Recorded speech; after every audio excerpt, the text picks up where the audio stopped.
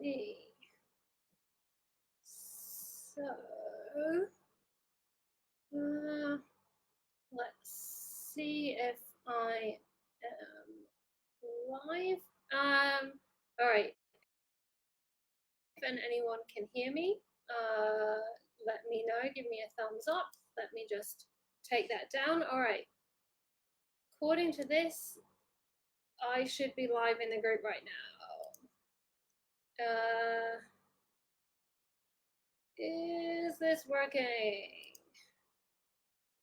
All right. Let's have a look. Can anybody see me? Give me a wave, give me an emoji if you can see me, if you can hear me. Let's have a look and see. Woo, okay. This. All right. Yes, okay. I think this is working. All right. So I'm going to go in. Hopefully this is working at least. I'm going to go in and add in Steph. And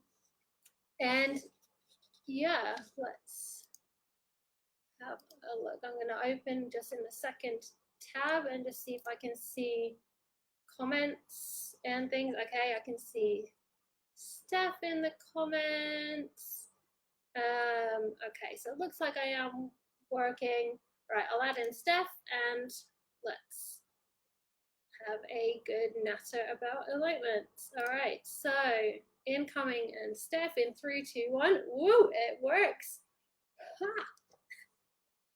Oh, hang on. All right, so I can see you. I can't hear you. Give me a. I can hear you. Oh, yeah. No, I can hear you. Perfect. There we go. Okay.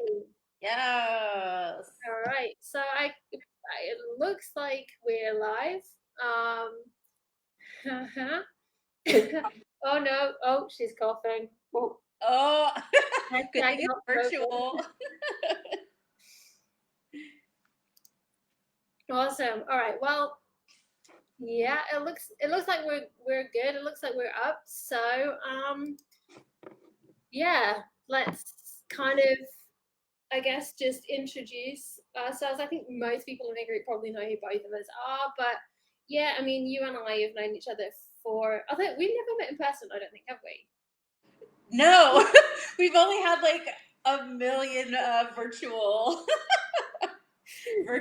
meetings and hangouts and an attempted workshop and then COVID. Which should have been, I think, well, we're going to do it next month, and then Yep. Yeah, and then COVID happened, and yeah. Yep. So 2021. Yeah, coming to a country to get decided. Coming at some point. Okay, awesome. Yeah, but I guess yeah, I think everyone in the group knows me pretty well. So I don't think I really need to introduce myself. Obviously, most people know me. I live in the Alps, shoot a lot of adventurous weddings and elopements. But yes, like Steph, come and introduce yourself as well, so everyone knows who you are and what you do. Yeah. So I'm Steph Zakas. I am an adventure elopement photographer, you could say, but I shoot elopements. I live in Iceland. I love adventuring, and yeah, I've been doing elopements for like 6+ years, something like that, 6, 7 years. Yeah, I don't know what else to say. I take people out into really epic areas and document them being in love, and it's pretty great. Yeah, I think we both have pretty awesome jobs when COVID. Yeah, not bad.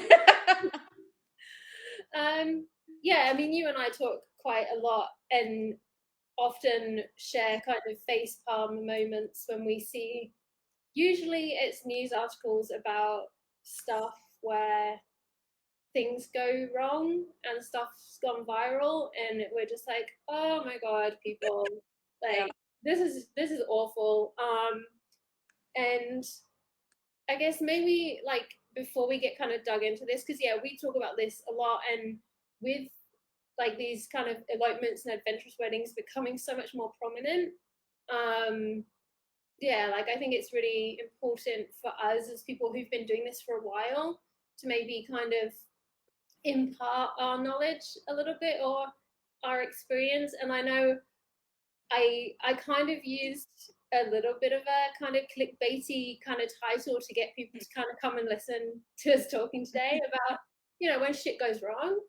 And I think probably both of us have been in situations where, or certainly for me, I've not had anything go horrendously wrong, but I've had situations where I've been like, oh, like that made me nervous of not anything where anyone was in danger or anything, but just where I was like, actually, that's a situation where I don't want to be in that position again.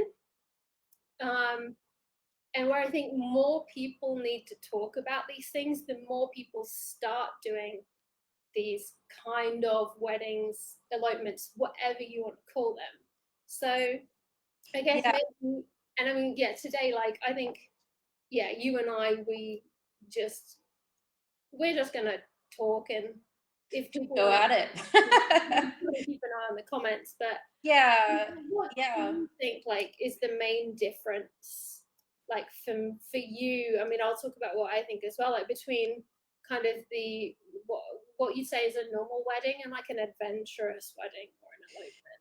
Yeah. So, well, definitely just to speak on what you just said too. Like, I think some of these issues too that people are maybe finding themselves in, or if you are new to the industry and you are just now starting the like adventurous side of things, and if you only maybe think about the awesomeness that it is, right? And how it does seem kind of like this dream job. And, a lot of times it is marketed to other photographers as this like ultimate dream, like kind of thing. You're out in nature and you're just like having all the fun and, you're making all this money and it's super fucking awesome. But there is also like this other side to it where, yeah, it is awesome, but you are putting yourself in a risky situation anytime you're outdoors. Like anytime, you are even with a client in a city and you're crossing a street, like anytime you're outdoors, there are these inherent risks. And one of the things that I wanted to speak on really quick before we jumped into that is that I feel like some of this too, which is why we wanted to come together on this since we have been doing this for a long time and since we both live in areas that are sought after within the industry, is people go to these other areas and we've both seen it in photos and stuff where we know the risk when you're putting people like in these specific areas that as a local you're like, oh, actually if they would have done some research they probably would have seen that like this beach actually kills people on a regular and you probably shouldn't put people by the water kind of thing. So we really wanted to come together to also speak on that, and that it's not just this like, hey, like though it is awesome, there are these risks and you do need to think about them for your own safety, and also you are holding your clients' lives like in your hand really because they're trusting you. So I did want to speak on that real quick before we get going, but I totally forgot what you asked me. Yeah, Welcome to my brain. I think this may be the theme of the next like hour of just disclaimer for everyone, Steph and I, yes, like to go off and no, yeah, no, I guess, yeah, that is the thing, that like kind of the difference of when does a normal wedding or an elopement become adventurous? Where does I guess for me is, where do you suddenly start to get yourself into areas where you maybe open yourself up to, as a wedding professional, as Yeah. someone who hired, like, to, where could you get into, I don't want to say get into trouble, but like find yourself Risk. into a situation where, like, yeah, you think, I'm not so comfortable with how things are right now. Yeah. So I think the line is really when you have a wedding, right? Which a lot of the wedding industry is also moving towards the like intimate outdoor wedding kind of thing, which most of it is still the conventional wedding. You still have a lot of guests, or even, like 50 guests or something like that. But it still has a similar flow as a conventional wedding, right? And there's still like the ceremony and guests and all these things. And then you might have a chunk of time in the middle that you can take the couple for an hour or something if you've done your timeline right, and you can take them out. But I think even then, you are stepping into a territory of risk, right? Because anytime you are putting the couple's trust fully into you, and if you want the shot and you want to go out of a field and you're going anywhere where there are tree roots, where there is uneven surfaces, if there's any dew on the ground, if there's anything like that, and your couple is not in hiking boots, not in boots that have like a sole or ankle support or something like that, even if you're out with your client for 30 minutes, taking them to a really cool beach because you happen to be by like Big Sur, I don't know, something like that, like that is where it starts for me. But if you want to expand on that, when you get more into the like adventurous like thing and the adventure elopement, it really is when you're out all day or multiple days, right? Like you have their well-being within your hands the whole day. So you really have to be like on top of your game, checking out all of the risks, checking out like where you're having them go, where you're having them stand, what you're having them like, go through. Because though it might be as far as like a, leave no trace principle aspect, like, yeah, it's cool to walk on this specific soil or whatever, there still could be really slippery rocks, like here in Iceland, we have these sandstone rocks from the lava that basically turns the rocks into glass. And so they look like they're just regular ass rocks, but they're really slippery. And if you have a lava rock on top of that, it's like ice almost, right? And like, who would think of that? But so I think the line really is when you are having their well being in your hand. And if you tell them, hey, stand here, they're probably going to stand there. That's, I think, where the line is. And the longer you have with the couple for the day, like, the longer the risk. So Yeah. I really think that's the line. Yeah, I think that too, and I think actually, like certainly from my experience, I mean, I've had even some fairly traditional weddings in the sense of when I think of some of the weddings I do in the wintertime, Mm. they're definitely not elopements. Some of the winter weddings are very traditional in the sense of the running order of the day. They're often bigger groups of people. The skiing weddings, the ones that Yeah. more, often skiing weddings. There's like kind of a bigger groups of people, more focus on the reception, on the party side of things. It's more that kind of après ski resort vibe. Less this year with COVID. Yeah. But there is still a very adventurous aspect in the day, in that usually instead of a traditional portrait session, the couple will often decide to kind of escape for a couple of hours and go skiing with me. Mm-hmm. So that's still in a lot of ways a really traditional wedding.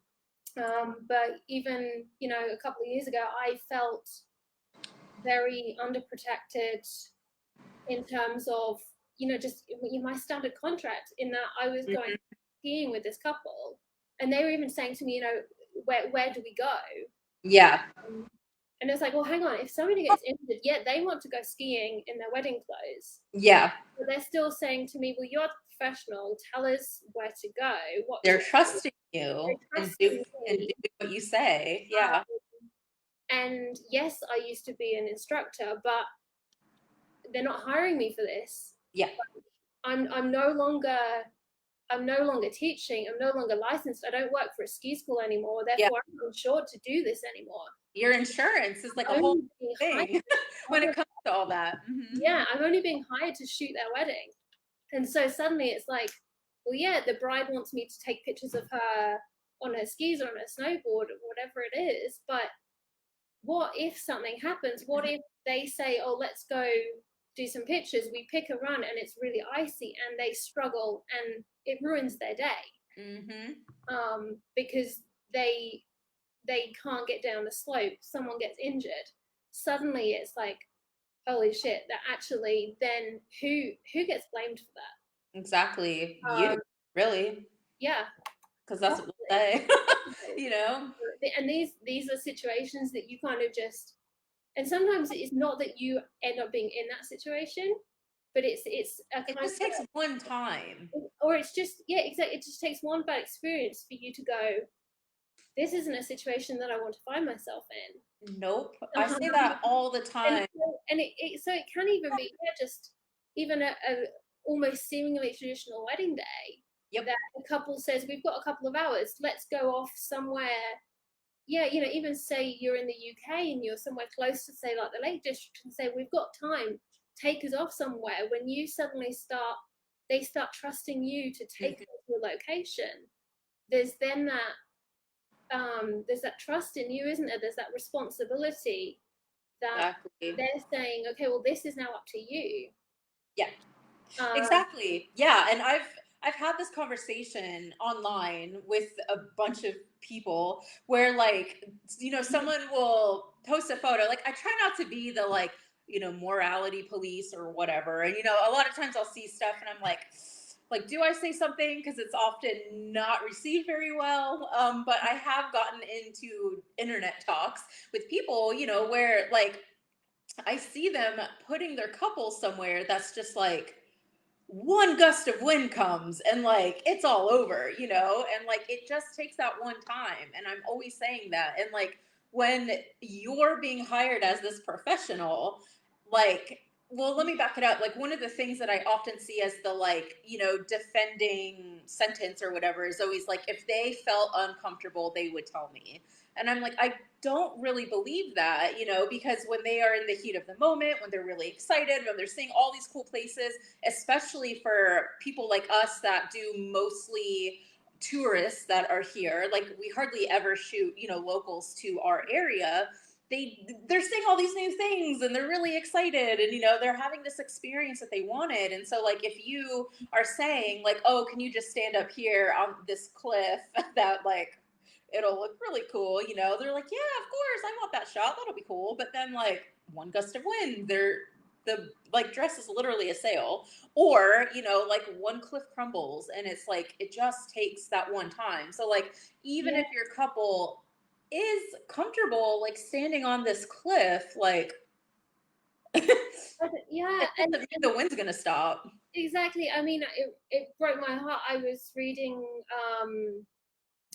sometimes I look at kind of articles online, and because I often see, people doing trash the dress shots, or like, I've seen photos Yeah. of people like cliff jumping in swimming pools.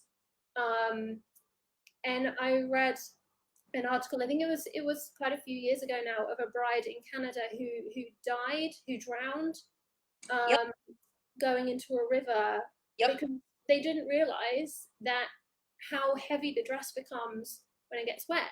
And Yeah. I mean, at the time, she was perfectly happy to do it, Yeah. but nobody knew how heavy the dress would become.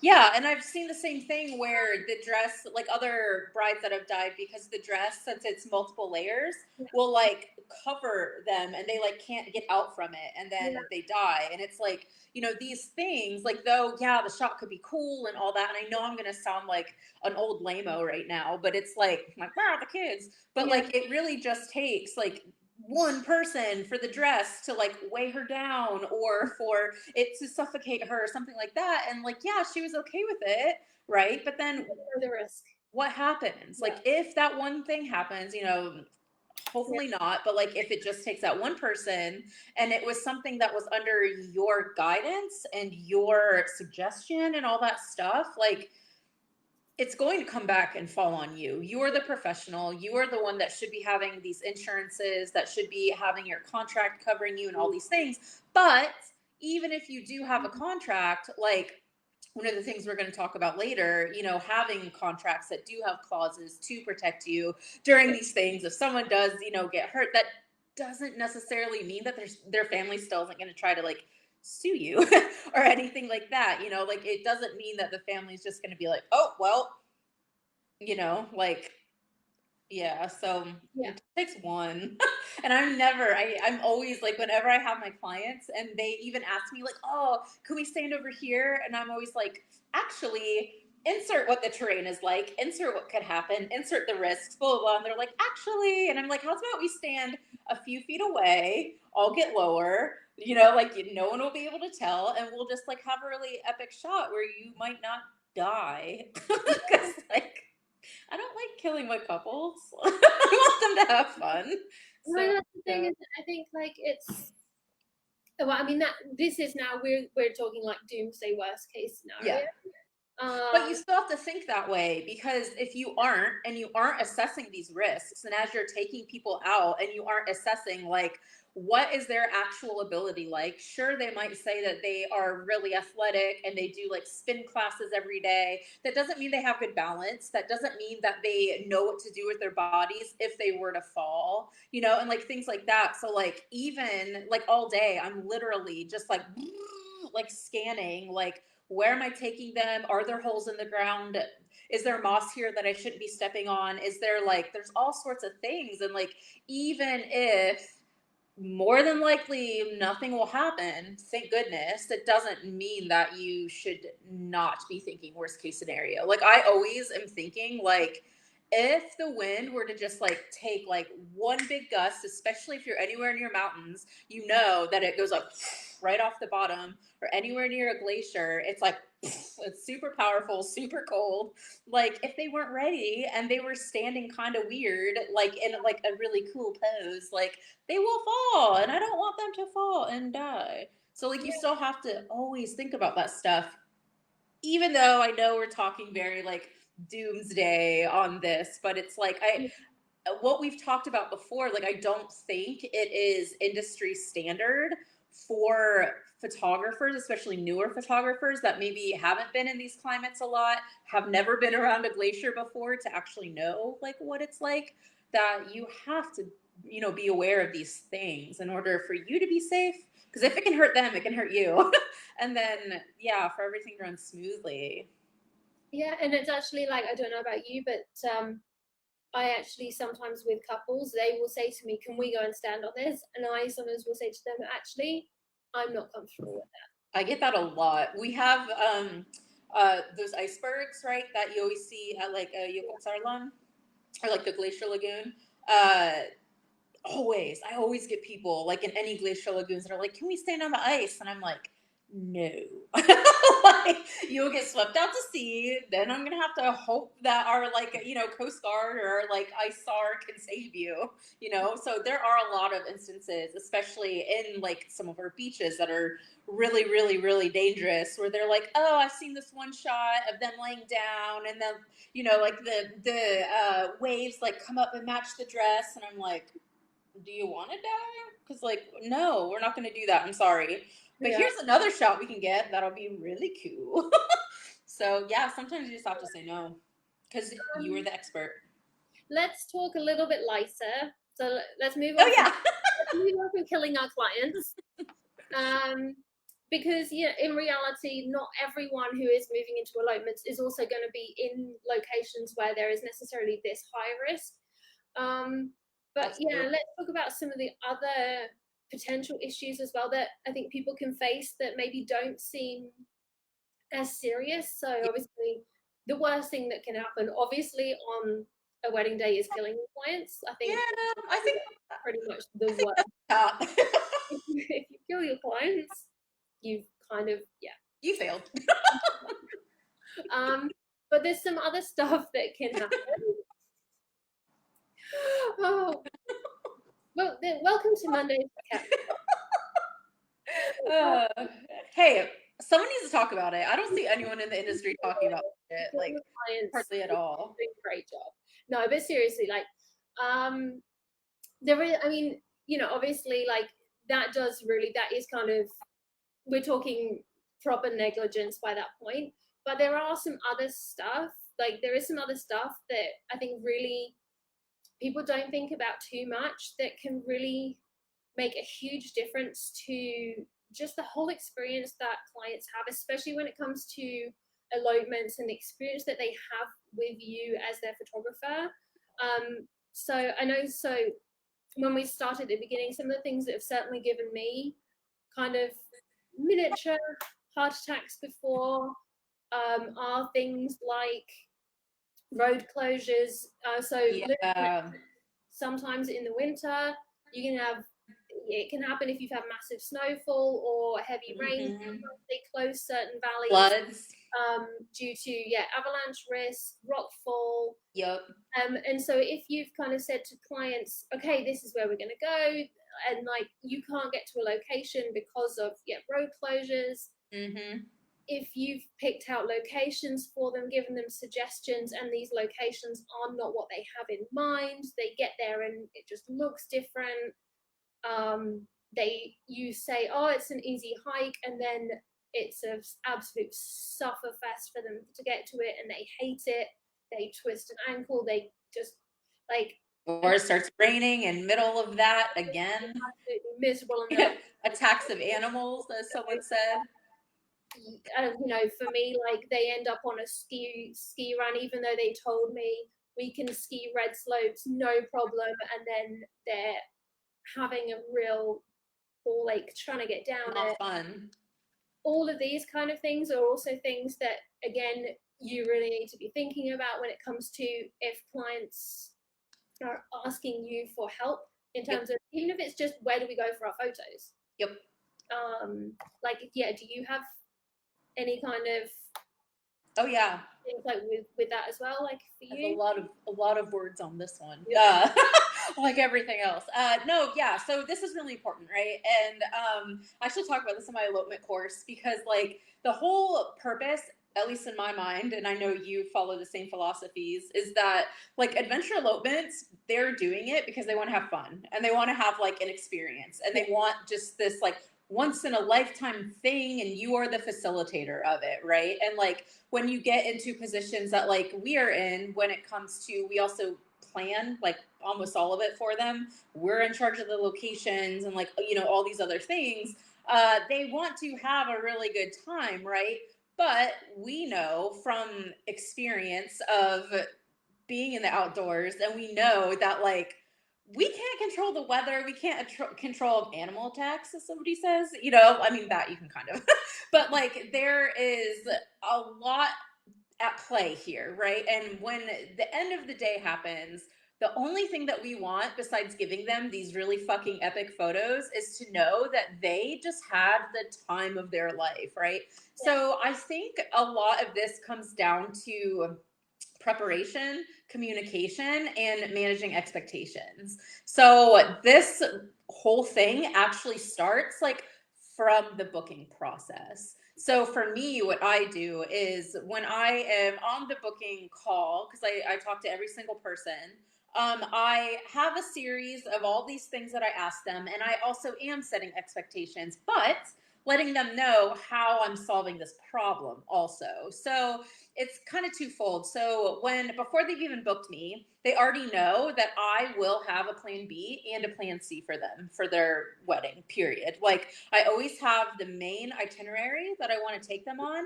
And my business model is a little different than most other people in the industry, where my clients don't know where they're going. It's part of my thing. Like they just want to be like surprised and big old razzle dazzle all day. So they usually don't know exactly where we're going. Plus, a lot of the locations that I use don't have names. They're just like these super epic spots that I've scouted myself, and you won't find them on Instagram, kind of thing.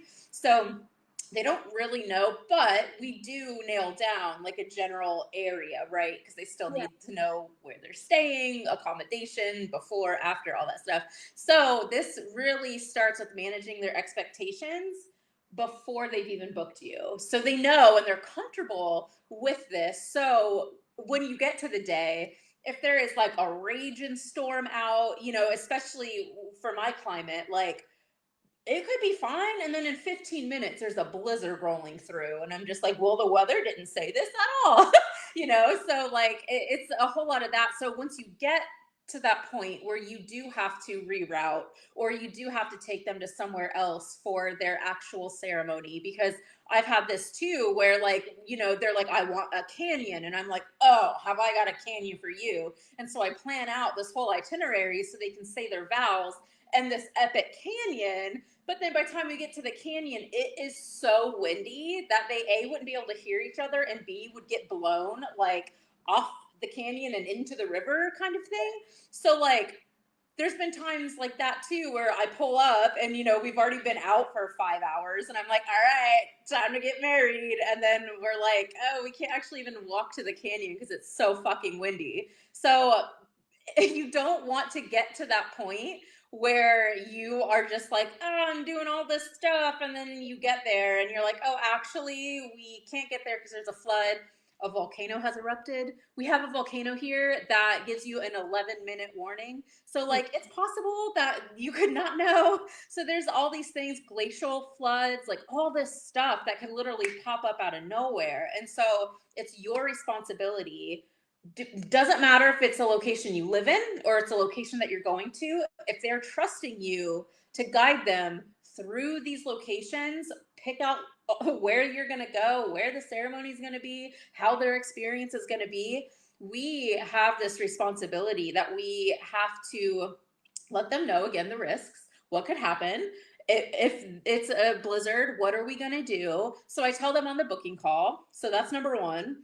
And then number two, I tell them, like, this is my solution if this happens. So, like, in Iceland, we have specific warnings for weather. And so I tell them, if one of these happen, this is what we're going to do. And also, I even go so far, because I really care about their experience, that I hardly ever 2020 is a little because all of my 2021, because all my 2020s have moved, but I try never to do back to backs, because if I have to move, like, them, like, hey, I'm checking the weather, because I check the weather like a crazy person right before, and I'm like, the radar says this, and we're going to be getting a storm on the day. It's going to be island wide. I literally can't do B or C for you. Like, can we move? Are you cool with that? Can we move it the day before, a few days after? So, like, that's also something that I feel like when you get into these types of elopements is something you really have to think about. Because say if you weren't doing that, you didn't set that expectation, you get to the day of and it's just like raining so bad that you can't even shoot in it, like your lens won't shoot right, like they're gonna have an awful time, they're gonna look really bad in all the photos, like you just can't do anything dreamy with it. Like, if you get there and then say you're traveling and you're flying in, shooting, flying out, like you don't have any of that. So like it really is something that you have to build into your actual business model and business workflows and business process to not only manage expectations right from the beginning, keep managing them throughout the whole thing. I always talk to them like a few days before, and I'm like, this is what the weather's looking like. This is what we're going to do, get them hyped up. And then the day of, if I realize that half of my itinerary, we actually have to go east instead of west, I'll just let them know. And I'm like, hey, like, we actually can't go here because XYZ. But we have this, which is going to be super awesome. And because you've been managing their expectations, they have all these touch points from you throughout, it's not this big surprise. Then they're not going to be like, my day is ruined, right? They're going to be like, oh, sick. You took care of me. I'm still going to have a really good time. I fully trust you. Let's have a good time, So it really comes down to just like the actual like nuts and bolts of your business, how you set it up, how you manage their expectations, and like all the communication around it. So that was really long and I'm sorry. But yeah, it's a big thing. It's not just one thing to do. It's like a multiple thing, and you have to make sure it's in your actual business model. So definitely, I think that's the thing. It comes down to that whole process of from not I think from the first contact, and I don't mean from the first contact when you actually speak with them. It's from every contact they have with your business. So yeah, your your website. messaging, your website, the way you talk through your social media, making Yep. it clear the way that you work. That I have blogs about it, and yeah, like blogged like when you have one of those situations. Like I had one last season that we had to drive 6 hours in the opposite direction before we could even start. Like, and I talked about it in the blog, because like they're gonna be reading it before they inquire with me. So like, yeah, I talked about like how we handled it, how the yeah. couple felt about it. Yeah, it's And I all. think sometimes, like especially when I share those stories on social media as well, like people really like to hear the stories of Yeah, went wrong, because yeah, for the couple, they end up being kind of almost the hero stories of the best day ever, because exactly. the Yeah, it's that adventure. they plan on. But it turned out to be the better adventure anyway. Yep, Um, absolutely. If you've done it right. yeah, Hmm. because they were with somebody who was like, it's okay. Because I am, as much as I am a planner, and I will always have like a plan A, B, and C. I'm also happy to go, well, the weather's not really planning, isn't going to work with any of those, Yep, but fine, trust me, I know what I'm doing. yep. If you trust me today, I will give you an amazing day. Yeah. Um, and And by then you know them too. exactly, you build that relationship with them, Exactly. because yeah, like we said, it's all fine having contracts that say, I'm not liable for anything, but you still, if you've not got that kind of relationship, that kind of Yep. expectations with them in the first place, then yeah, it's Yeah, exactly. Like the contract should always be, again, kind of like worst case scenario. If you really just cannot accomplish any of this shit, but it should not be the thing that you are leaning on and being like, oh, well, my contract says that since there's rain, I'm not liable, so I'm just gonna take your money. Not that anyone listening would and actually do yeah, I think that. yeah, and I think it's that it's when they're booking you, that there's just no miscommunication, that yes, I will help you, I will suggest places, but at the end of the day, I am your photographer. I am not a Not a mountain guide, travel agent, not a travel agent. not a wedding planner, That's why I really. said this, that the contracts is like that there is no, yeah, basically to make sure that on a legal standpoint there is no miscommunication about what Yep. you are and aren't do. And I will talk a little bit about in a little while about contracts, because actually that was a big eye opener for me when I went to a lawyer, Mm, because of different countries and yeah. different what you are actually, even just what you are and aren't allowed to do from different stuff. Yeah. Um, Actually, just other things that just popped up into my mind of other potential problem areas, that stuff that I also get issues with, or not issues, but sometimes things that can cause me a little bit of stress, with clients, is also stuff like locations for ceremonies. Yeah. Because I know It, that especially with clients from the US, and I know because especially there's this big new awareness of leave no trace, which is awesome, and this whole awareness of like national parks and permits and like yeah. permits, which is awesome. But because there's no such thing in Europe in general, that then there's this whole kind of, no one's really sure about how it works. If does that mean I can just get married anywhere? Mm. And that's country to country too. So Exactly. like that's another thing that people also need to think about, especially if you are like traveling or anything like that. Like certain places like here in Iceland, like you can legally get married anywhere as long as there is a officiant. Yeah. But it's not like that in like Ireland or like, some other places that you have to be like X amount of feet away from a church or in a church and like, all these other things, or, some of their like national parks and stuff, like where you need permits, where you don't need permits. Like here in Iceland, like what permits would you need? Where do you need it? What property is actually private? What property isn't? Like, and that's something you and me actually both talked about in our last little just like random catch up, like what last week or something. How it's different for people in the US and how the land is divided, where like it's similar with you and with me, where the land is either like private land like farms or like a national park. That's kind of it. Like there's just like everything is owned here. And so like that's one of the things that I see a lot with people that come here that don't live here. Like they will just like hop fences and do stuff, and like yeah, there's a cool waterfall, but like that's actually a farmer's like farm. Like Yeah. Skoafoss, that giant fucking waterfall, that's actually somebody's farm.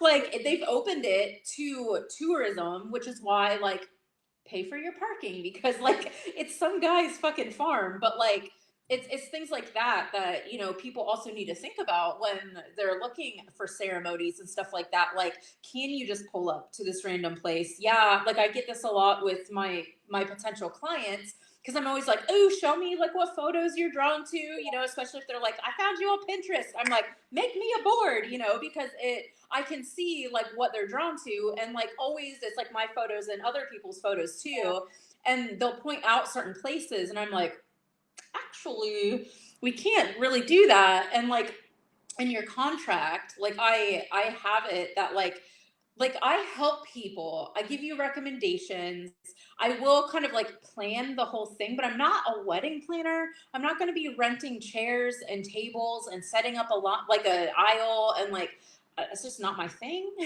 I don't do that. And like you can't just like pull up 20 chairs and just set them down wherever. So yeah. Yeah, no, that's it's very similar here. So yeah, a lot of Austria, Italy, I think Switzerland is also very similar. So across the Alps, generally, most land is privately owned. Generally, it's owned by farmers. Even like Yep. the Bergbahn and the mountain lifts, that's generally farmers. They graze their cattle up there. Yes, they have ski lifts, Yeah. but generally, it's all owned by people. So you know, Same. just a couple saying their vows and then moving on, yeah, it's generally okay. But then when you start to have a group of people who say want to have a picnic with like, you know, I have couples that are saying, oh, it's 10 to 15 people, and we want to have a ceremony and then maybe a picnic. And it's like, by this point, it's like, I've, you really need to find out who owns the land and ask permission if it's okay. Yeah. And Because, also like, if yeah, if you have like these people on the land, and sure it might just be 15 people, but if you're popping champagne, having some snacks, all this stuff, like who's bringing a garbage can, who's bringing the recycling, who's picking up the corks, like as photographers, like we can't be shooting stuff and then being like, oh, let me pick up this sandwich wrapper, you know, yeah, like and it's you know, just it's a whose responsibility is it? Because usually the clients come to us and say, we like this, either if we've suggested the location or if they come to us and say, we really like this place. yeah. You know, it's who then is going to say to the clients, have you found out if you're allowed to go there? Yeah. um, and I think that's then another one where for us as photographers it's kind of difficult. And this is where, you know, I often say to my clients, I will help you with the planning, but often I still urge them to go to a planner if Mm-hmm. they say we really want to go to this specific location. I'm like, Yeah. and you need to go to a local planner who has contacts, who knows all the people who own all the land. Mm-hmm. And usually slip them some money and say, I've got a couple who really want to come here for a ceremony. Because actually the worst place that I noticed this was the Faroe Islands. Yeah. In that the Faroe Islands is another one where all the land there is privately owned. Yeah. And somewhere that is really, really popular for couples to have photos is a little village, if you could call it that. Really, it's I know. The Faroe Islands are so cute. is a place called Saxon. Mm-hmm. And I had an elopement there last year. It's non-disclosure, so I haven't really shown any pictures of it. And actually, Yeah. I probably wouldn't have shown many anyway, because the location where they had the ceremony, they actually got permission. It's behind lots of people. If you Google it, you'll recognize it. It's really Yeah. quite well known. You've got this little church in this kind of bay that's surrounded. Mm-hmm. And the farmer who owns it now has put fences all around and Yeah. had signs stuck all over the fences saying, if you step over these fences, I will call the police. Yeah. And so for us with the wedding party, they hired a local celebrant to do the service, and he spoke with the local farmer, and he paid him, I think, a nice amount of money Yeah. for them to be allowed to go onto his land in front of this church overlooking the bay to have their ceremony there. Yeah. And so, and it, to be honest, it felt really freaking uncomfortable because there was coach loads of tourists there when we were there because it was in July. Yeah. For us to, with the permission of the farmer, unhook the fencing, step over, hook it behind us, and walk onto this land with these signs saying "Do not enter" to have the ceremony there. Yeah. That's Um, yeah. That's a and and the problem is, like, I've been there, and I've been there twice now. The first year I was there, the first time in 2017, it wasn't like that at all. yeah. So last year, 2019, that is now how it looks in Saxon, and some of the other hiking trails now you have to pay quite a significant sum of money to go on them because Yeah. farmers And are just kind of over it with people taking the piss. it Um, ruins the land. And yeah, and like so it's, when you get, if you've not been to these places before and you get clients saying, all right, we want to go here, if you don't know and you say, perfect, let's do it, and then you get there and you have these signs, or you're in the middle of a ceremony and the yep. landowner or the police come up to you, again, it's being in that situation with clients of them going, well, this is one, incredibly embarrassing, because And then it's you've like, ruined the moment. You've ruined the day single-handedly yeah, at because that even point. if it's in your contract saying it's up to the clients to make sure they're allowed to go to these places, it's like, well, did you suggest the location, or did Yeah. they? Like, it's, yeah, Mhm. and then it's that kind of thing of, these are probably, they might seem like really, really small things of, oh, I've got a client who wants to elope in this really nice location, brilliant, I'm gonna book it. But it's just a small thing that could potentially have a huge consequence on how the clients experience the day and how Yeah. the rest of it goes, and yeah, how they kind of view you and your business afterwards. Yeah, and then afterwards, like sue you because, especially too, because like in my contract, I have that like they're in charge of any permits, like all this stuff, but it still comes from me if I'm like, oh, this place I know needs a permit, contact these people. I'm not paying for it. Like you pay for it. You know what I mean? Like I'll help you with the information, but like at the end of the day, in my contract, it's the client's responsibility, right? Because I don't take responsibility for that. But it's still our responsibility to know like what needs to be happening. And then if you have it in your contract that you have like X amount of images for delivery or for the whole day, per hour, whatever, because a lot of clients want to see that so they feel like they have some kind of security. Because even if you know that will shoot way over that, but you still want to have something in there so they don't feel like after they sign this they can get one photo and then you know so if you even have that in your contract and you are promising them by contract to have X amount of photos, and now you've shown up to the ceremony area and you can't get in, and there's all this like, hubbub about it, and you haven't done what you're supposed to do, and now, you've spent 2 hours trying to figure this out and get them in and like all this other stuff, and then you don't deliver the images that they want and the amount of images that they want, and then they also try to like sue you for that too. And like we know, like I'm I'm one of those people that I know it's a very real possibility of being in this specific industry and getting a lawsuit against you, especially now with like COVID and all this other stuff, and just seeing in all the groups like how many photographers are getting sued for things. Like it's a slippery slope. Like if you have the wrong client, like Yeah.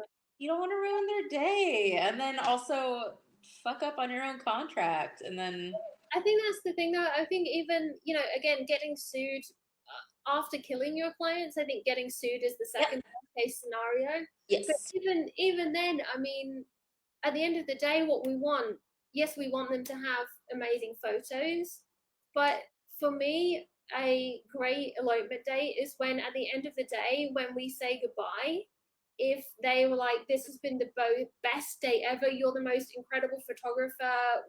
We're just going to tell everyone how amazing you are," and I'm like, "You've not seen any pictures." yeah, That's the biggest compliment. Like when they're just like, "You're incredible." yeah, How do you know? Like I always make the joke, "Oh, I forgot to turn the camera on." yeah. Like, oh, it's my first day. Yeah, and I'm just like, but seriously, you've not seen any pictures. That could be all shit. Yeah, And it's like, yeah, we had the most amazing time. And experience. and for me, like that's when I know that I did a good job, because then it becomes less about, it's not about the pictures, it is like you say, it's about the experience, and they will always remember the experience. And Yeah, even if you deliver the most incredible photos, if you somehow fucked up on the day and their experience was bad, there's no, even amazing photos, yeah, I only go halfway to fixing that, I think. totally. People remember how they feel. Yeah. Period. Always, and like I'm gonna that's quote Maya Angelou, but it's true. it is true, 100%. And that's why, like, my whole business model is literally client experience focused. And, like, my entire course is just like client experience because it is so important. And, like, yeah, you can have, like, the best photos ever and you could be an award winning photographer and all of that. But, like, it really comes down to how you handled the day, how you handled them, how you guided them. And I use the term guide in a loose term. Yes, Like, how how they felt at the end of that, and like if they wanted to keep going, like all these other things. So yeah, it's 100% about their experience and how you have facilitated that experience, literally from like before they've contacted you until photos, even like it's all of it. definitely. Awesome. Okay, I'm gonna. God, we've gone on for almost an hour. We do this all the time. We're like 20 minute call and then we're like 2 hours. Quick 10 minutes, Steph. I'll just jump on. Yeah, I just have a question. I put my I made some notes as well just to keep me on track. And Yeah. what now? Don't freak out. You can still shoot elopements. Just some things. Yeah. Talk about, so because it's really interesting, and I think this is something that it is maybe quite important to bring up, that I think people maybe need to be aware of. Certainly because of some differences, maybe between, certainly with the US, I don't know with the UK, but just mainly between different countries, of being aware of words that you can use, terminology, things you are and aren't allowed to say and market Yeah. yourself, to make sure that you are in no way seen to be misleading. And I kind of just, in terms of, I'll kind of talk about basically from my experiences previously, from my past lives, as well, from when I used to work in tourism. Mm. Because some really interesting things, like it's made me very paranoid in general. So when I used to work in tourism, people would say things to me like, "Can you recommend us a restaurant?" Mm. And I was, so in my training, as a travel rep, I was told I was never allowed to recommend. I could not use the word recommend. Mm. That meant I was personally endorsing something. Yeah. If they then did not enjoy it, Mm. then that reflected on me and the company. I see. Yeah.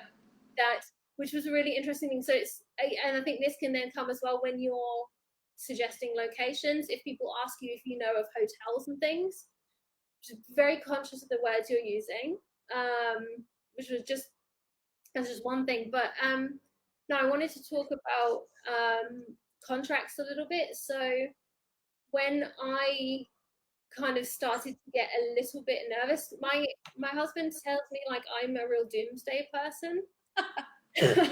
I'm a worst case scenario Me person. too. I just blame my anxiety. I always think about the worst case possible scenario. My brain always goes there. Yeah. Yeah. In that if I can plan for the worst possible case scenario and make sure that I'm prepared for it, then basically anything else is kind of is okay. That's what Um, I do. and so yeah, I think it was kind of I started adding stuff to my contract a couple of years ago, and then it was kind of mid last year. I actually decided to go to a lawyer here in Austria Mhm. and actually just sit down with them and go, can I actually have these things in my contract? Mm. And it was quite interesting. They picked out some language and they made me change some things and they made me add some things. Mm. And so I thought I'd just kind of talk about some of the things that they made me make very, very clear in my contract. Yeah. Very different from when I had just a normal wedding photography contract. Yeah. Okay. This is fun. I had to actually sit down with them and explain the difference because they were like, "Oh, weddings, yeah, we understand wedding photography. We work with a lot of wedding photographers." I was like, "Yeah, You're like, but like I do these kinds of things." They're like, "Oh, okay," and I'd actually kind of my contract. I kind of had actually used basically I kind of mushed together disclaimers that I'd collected from whenever I'd done like ski touring in Patagonia. So we've yeah. been on like basically on expeditions and things where it's like sign this because we want you to be aware that you might die. Yeah. We want you to know that. I kind of Yeah. included those into my contract, Yeah. which is kind of a weird thing to have in a wedding photography contract. Right. I had like Like, whitewater rafting like terminology. but yeah, so some of the things that I had, so in my contracts, which I think is a pretty standard thing to have in a wedding photography contract, was about travel arrangements. Mm-hmm. So I always had in there that what was included in terms of my own travel arrangements. Yeah. One thing that the lawyers made me add was that the clients were responsible for all of their own travel arrangements. I have that in mine as well. That was something I didn't used to have, and he was like, just to make it clear that you are in no way acting as any form of travel agency. Yes. There's a whole kind of liability thing with travel Yes. agency. And I tell my clients, I am Yeah, not a travel agent, yeah, but I can give you opinions. yeah. But Yeah, that was one of the first things they were like. So when I have like my travel to X is included, he was like, you need to make sure that you have I have nothing to do with your travel. And then I also go on to say you're responsible for your own travel insurance, blah blah yes. blah.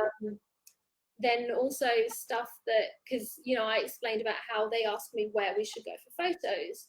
So I also have to have in my contract that any locations that I suggest are purely suggestions, and that it is also in my contract that they then have to conduct their own research I have into that also. into this, and that they understand any risks involved in these. Like basically, that any location I suggest to them, they then have to research it. They can't just take the location and go, okay, brilliant. She said this. Let's do that. Yep. Yeah, mine says that too. And even though a lot of the like actual locations they don't know the names of because the name doesn't exist. They still know like what region we're in, and my contract specifically says that like it's their responsibility to research and fully understand the environments that we're going to be in, especially because if I'm shooting in like Scotland or something like that, like totally different. So yeah, mine says that too. Yeah. Yeah, another I guess the stuff as well that I have that they made sure that it was totally clear in my contract was that basically that they are choosing to go to a remote location. And I found this very morbid, but that they are choosing this location and are aware that it is remote far from medical assistance, possibly Mm, there with medical help, cell signal, all of that, and could yeah. result in severe injury and death. Yeah. So You have to prepare for this shit. Because, like, and I so it, possible. contract has the disclaimer that I am in no way, even though I actually am a trained instructor of some degree, because they are not hiring me as an instructor, and my professional insurance as a photographer does not cover me to teach them in any way in the Yeah. outdoors. They're not hiring me as a mountain. I'm not working, but I'm not a mountain guide anyway. Yeah. So this my contract also makes clear they are hiring me as a photographer, Yep. not as, and I cannot offer them any other guidance in any way in connection with anything to do with mountain safety, instruction, Survival. or any form of outdoor activity. Mm-hmm. Um, and then also a disclaimer to say that they are aware of their own fitness level, Yes. any safety equipment that is required, they possess Yes. knowledge, Mine says that too. know how, and all of that, and all the insurances required. Yeah. Basically, like all of these things that, yeah, that they were like, yeah, all of these things need to be in there. That, yeah. Yeah. Because you never know what will happen. And Um, I don't want to be responsible for. but yeah, I had to. It was interesting as well. So within my contract, but I had to make it explicitly clear, not just within the contract, but also within my website, within any marketing that I do. I cannot use the term that I guide, and I cannot use the term or I cannot imply that I plan. So I can help them. I say assistance. Yeah, exactly. I think basically I cannot, so that there's no unclear. So because basically, again, you have to, depending on where you live, really just make sure if you're, because again, there's this trend, I think, with these adventurous elopements that you should help the clients plan stuff. Which you don't have to do, by the way. And actually, just check if you're even allowed to. Yeah. Depending on where you live. And don't call yourself like a guide Yeah. for the outdoors, because like You could actually be within or with outside of the terms of what you're allowed to do within your professional liability insurance. yeah. And within the scope of what you're allowed to do. So Yeah. just be very careful of saying I'm an elopement photographer and planner. Yeah. That actually just making sure, am I actually allowed to do that? Which is why a lot of couples say, I will help you. I will happily link you up with planners. I can suggest locations, help you plan a timeline, but there is a limit to the assistance. I can't book anything for you. Yeah. I can literally just give you my opinions. Yeah. Give you if you say, basically, like, especially I get this a lot with the Dolomites because it's so well known, as famous on Instagram a lot of the time. They'll send me a list of locations and say, we want to go here, here, and here, and I basically send them a 10,000 word essay back on why that's a terrible idea and why logistically it just won't work. Yeah. I get that too. That's kind of the level of assistance that I give them, in that, hey, this won't work, but I can give you ideas of how you can make that location work with something else and stuff like that. Yeah, and I always ask them at the end, like, does that work for you? Like, so they are giving the like go ahead and the permission and all of that. Yeah. Exactly. So yeah, it is, isn't it? It's that thing of just being really clear, of making sure that there's no misleading, and also that you're not. I think it's not even misleading. It's because, I mean, sometimes you're not misleading someone if you're saying, "Oh, I'll plan everything for you," but then actually finding out that you're not allowed to do that, and then getting into trouble later down the line when, again, if something doesn't go as planned, if then people then come back and say, we weren't happy with the hotel you suggested to us, Yeah. or the celebrant that you reckon, you know, even if you're the one that contacted the celebrant on their behalf and they didn't like them, and you're like, oh well, because I kind of acted in the plan as the planner in that ceremony, Yep. or you're the one that got the bouquet for them and they didn't Yeah. like it. I specifically do not do all inclusive packages, all inclusive, because of that.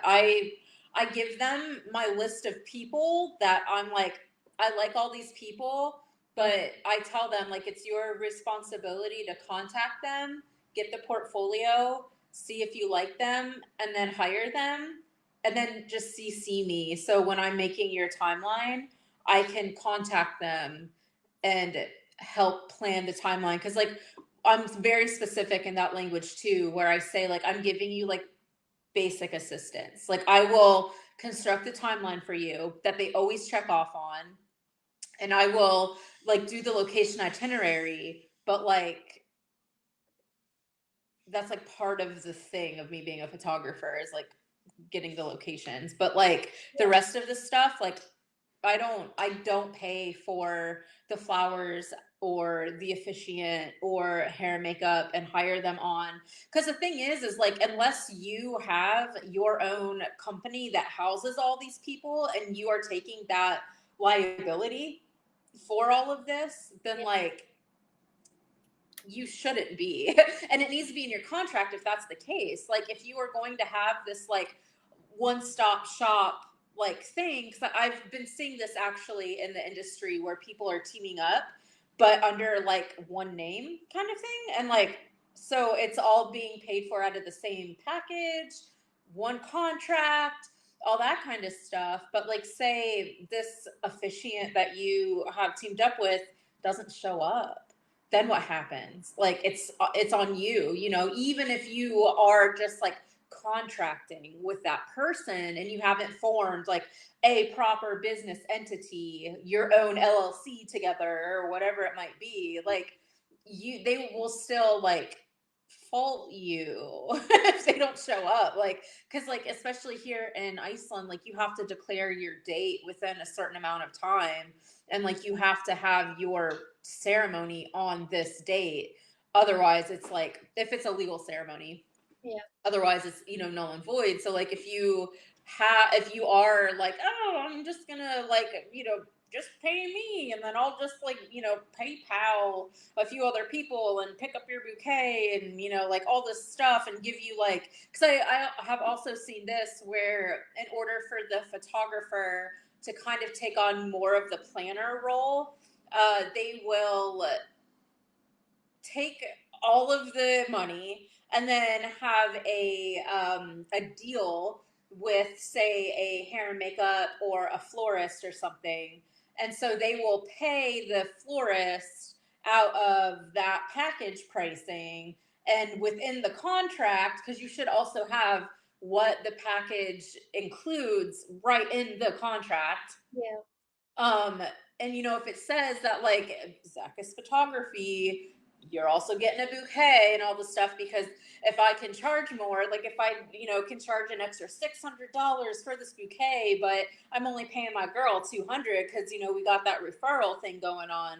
But then she fucks up, like it's, or he or whatever, like it's on me and I'm now liable. And like, so you really need to be careful with that too, because I've seen this happening a lot more and more, I would say, within the industry, where photographers are taking on this like planner role and then trying to kind of consolidate to be like, you know, less stressful on the client, which is nice.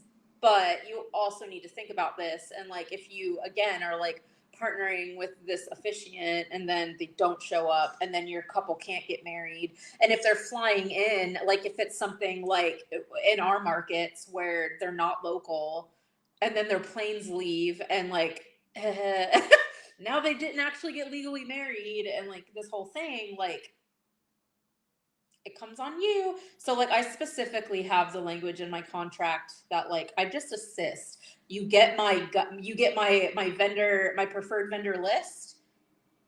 Have at it. just let me know who you've hired so I can, put together that timeline that I've told you is part of my service. Like, yeah.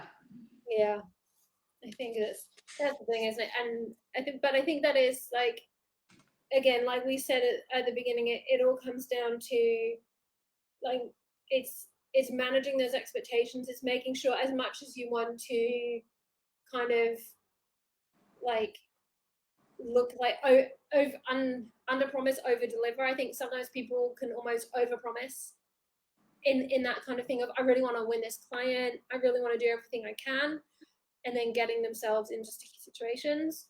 Yep. I think the thing is, like, if and elopements aren't going away. I think they're going to get bigger. 100%. Oh, yeah.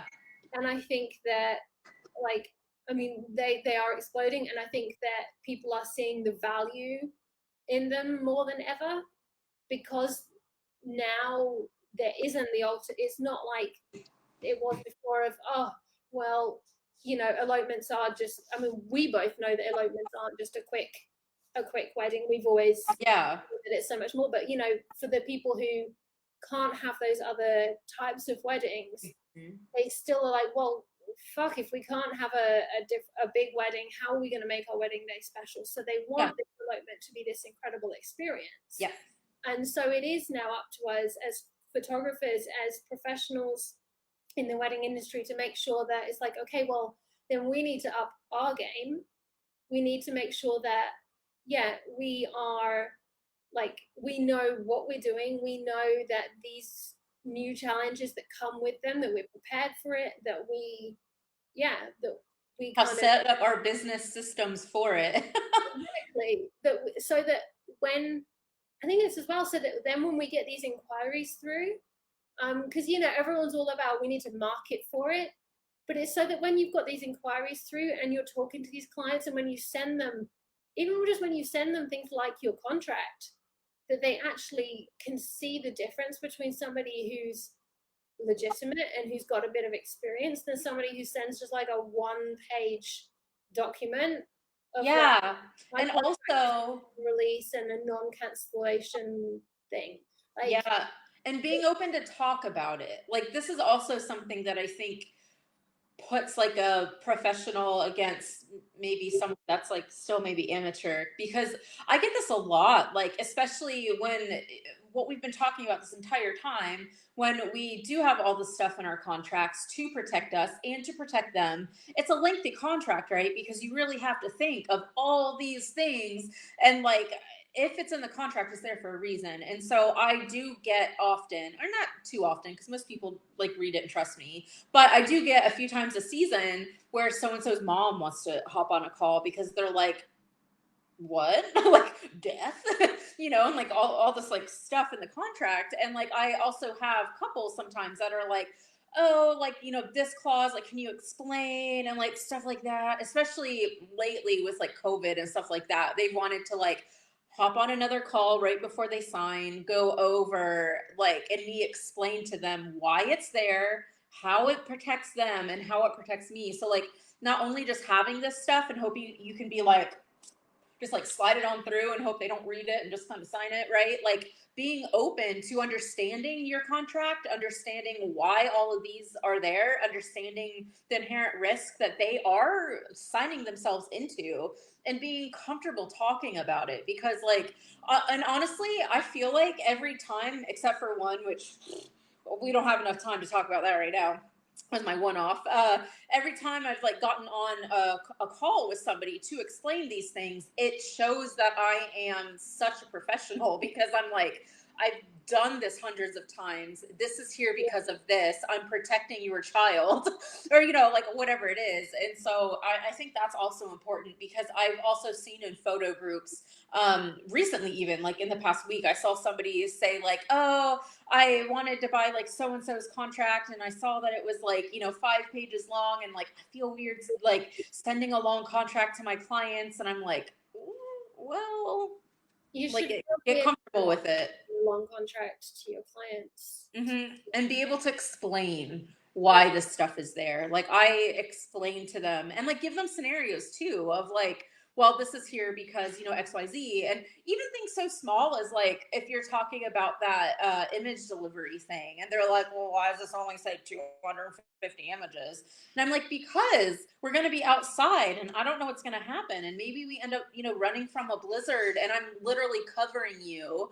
And so I can't shoot because I'm running with your dress train trying to get you out of like whatever is happening. And like, I can't shoot for, you know, that long. And then they're like, oh, okay. So it's like, See, just I be comfortable don't with it.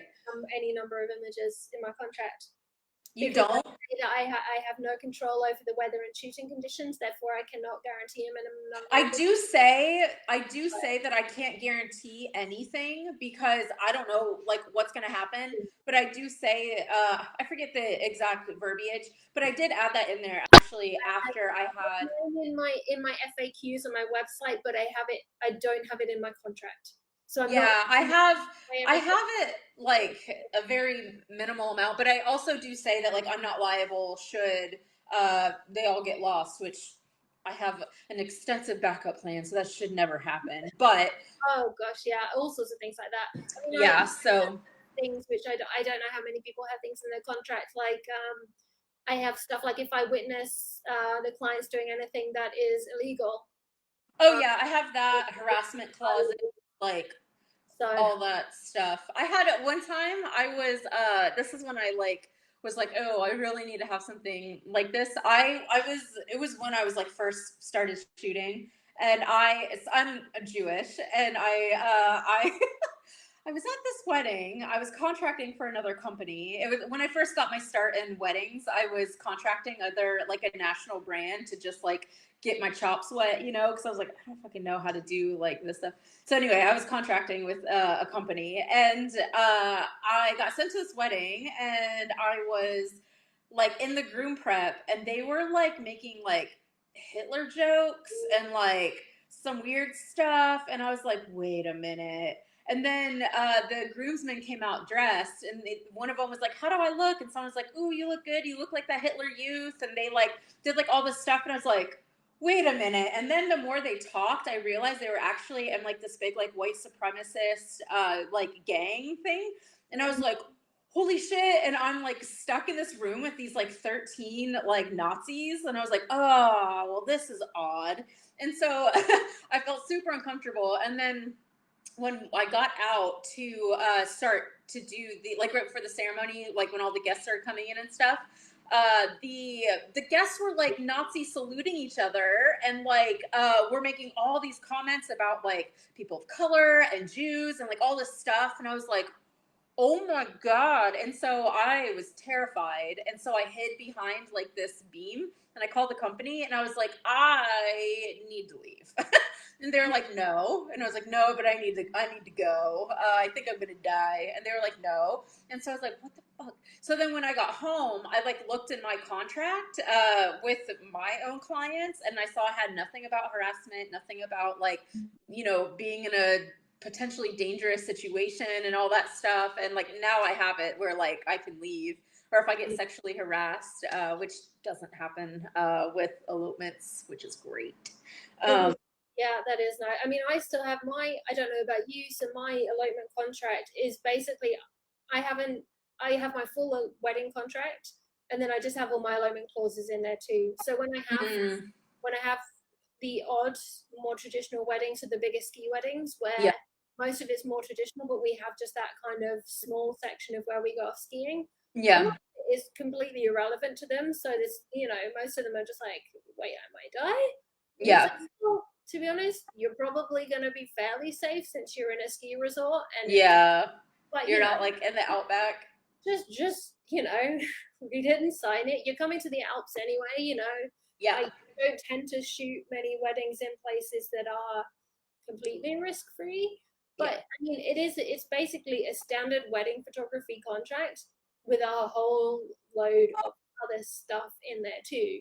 So yeah. I mean, you know, it's one of those things that I always feel like it's better to have more stuff in there and not need it than Exactly. And that's why I mean like the contract is usually pretty long because like there's all these different scenarios you kind of have to like Because the thing too about a contract that like a lot of people also I don't think talk about a lot is that it's not only just to kind of like protect you, it's also to show the client how you navigate certain situations. So it's not necessarily like, oh, if something happens, I'm not liable. It's also like if something were to happen, this is the process that it needs to happen by, like God forbid if you get sued, like this is the route we have to take, like all these things. So it's not just to protect you, it's also to, in clear communication, show the client how things are going to be handled and how the channels that they need to be handled through. And it's to explain to them how they're protected as well. I mean, it's not just 100%. to protect us, it's also to say to the clients. I mean, and I think for a lot of them, and I'm explaining to this to couples more and more at the moment of the contract of like with COVID, this is not just how this protects me, but this is how this protects you. If Exactly. COVID means that like for next year, if the wedding doesn't take place in Austria and Yeah. I'm in Austria and say your wedding is in Italy, if I can't cross the border but you can, this is what will happen. Yeah. And so like yeah, it is those things. Yep. I've just realized we have gone on for For like an hour and a half. We can have a part two if people want it, but because we've been talking about this for so long, there's so many things. But yeah. But yeah, I mean, it is, isn't it? It is that kind of. There is so much that, yeah. When people think of elopements, it's oh beautiful. Let's shoot a couple of Dreamy mountain vacation. or an island, Yeah. and not the kind of the not so nice things that could happen. Yeah. You know that could be Risk. something as small as you picked a location and you get there and it doesn't look so nice and the couple's pissed about it, Or it's closed because the flora there is super delicate, and so the specific location might get closed for 6 months out of the year so it can grow again, or it's a bird nesting area, or what have you, and now you've ruined everything. or So, yeah. as we talked about at the start, really worst case scenario, which we hope never happens, is you kill your clients. Yeah. But Which is real on adventure elopements, and like I know we're both kind of like doomsday people in this whole live, which it didn't necessarily mean to be that way, but like we are both in the adventure elopement world and all sorts of groups that talk about it, and like this is not something that gets talked about a lot. Like permits get talked about a lot when people are like, oh, I want to shoot at XYZ, how do I contact for a permit to get in? But they don't really talk about like this added responsibility if you're going to be an adventure elopement photographer or deal with the outdoors with your clients. Like this really doesn't get talked about hardly at all, and it really does get sold to people almost as this like absolute dream, which it is. It's an absolute dream job. I don't want to do anything else as far as photography goes, but like it's also this other thing where it's not a vacation. It's not like, oh, I just get it. I love hiking, so I'm just going to make this my career because I love to be in the outdoors. It's like it's all these other things that as a professional, like you really have to have your shit together. Otherwise, things can go wrong very fast and then you're done. yeah, So I cool. I think we should wrap it up. yeah, let's wrap it up. You've got a course, right, that you've done for like. Ew. Do you want to kind of just quickly like Yeah. everyone? Yeah, totally. I can leave a link in the group after this. Yeah, if you post it, I don't have a thing to type in here. if you, I don't understand it either. I'll just leave it in the group. If That's you, fine. yeah, if you, yeah, if you leave it in the group afterwards, but yeah, I mean, if you want to just talk about it quickly as well. Yeah. So I created a course that is for micro weddings and elopements, and it's kind of like a two-part course. So one of the things that I saw in the industry is that a lot of elopement photographers have the same kind of like shtick and the same branding and the same words and like the same everything. And so one of my specialties that I also have another course on is branding and creating something that's unique to you. So this course is to help sorry, photographers transition from the like big party wedding to only shoot micro weddings and elopements, or at least add on a really killer elopement service if you don't want to just be either or. Because I don't feel like you have to be just adventure elopement photographer only. I think there's many different ways you can do this. So anyway, so the course takes you through figuring out like the fundamental differences of each kind of wedding. And how to transition your brand smoothly while also creating a brand that is unique to you and unique to your superpowers, unique to so your services and your offers and everything is super unique to you. And then it just walks you through how to set up your back end, how to set up your systems with this, and your marketing, social media, Pinterest, the whole nine, and then how to prepare for an elopement day on the elopement day after the elopement day. So it's a little bit of like mindset shift, internal work meets strategy. So it's a little different than most courses out there, but yeah, it's great. It's called Elope It Brave. It's under my education brand, Boss It Brave, which is all about people being themselves and having unique brands and just like living in their truths. So yeah, I'll leave a link underneath, and there's a private group. So if you have any questions, because it's internal, you've went through it. It's not just like here's my templates, use them. It's very much like figuring out how you can create a brand that. I mean, I've kind of seen a little bit of it, not a lot, to be honest, because you gave me a little sneak inside it, and that's because it was when we were talking about doing this live together. Yeah. And yeah, I mean, what I love about it, which is why kind of we talked about doing this, was a lot of what you talk about is so much about what you have to offer, and it's so much of having that relationship and how you build these relationships with clients and building your business and your brand around these experiences, Their experience. And how to match it with who you are. And that's like the big thing, because like both of us, we both do the same thing, but our brands are so different. And like how we engage with our clients is obviously different because you're you and I'm me. And like there's no cookie cutter way to be an elopement photographer, a micro wedding photographer. And like I really want to break that in the industry, because I see like all these websites and they have the same words, the same like pain points and the same struggles and the same marketing speak, and like they all look the same. The fonts are the same, the logos are the same, but like branding is not just your fonts and logos, it's like the whole shebang. And so like I kind of was just like fuck it, like I want to change this because everybody's unique, and like we could all have the coolest fucking brands with the best clients that are meant for us, and then the magic happens, and then it's amazing, and then you make all the money, and then everyone's happy. So yeah, that's why I did it. Like, definitely. I mean, you and I are very much in the same wavelength there, for sure. Yeah, and hopefully this replay will go in the group. To be honest, I have no idea, because it's the first time I'm using this kind of live stream app.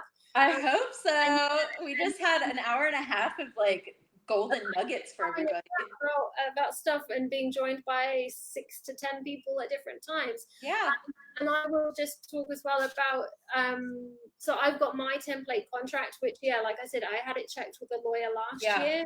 And so obviously I'm in my contract, for those of you who aren't sure, it is in English, just because I work with clients generally from English speaking countries, in fact almost exclusively from English speaking countries. So the lawyer I checked it with is from Austria being part of the EU, so most of the laws across the EU are very similar.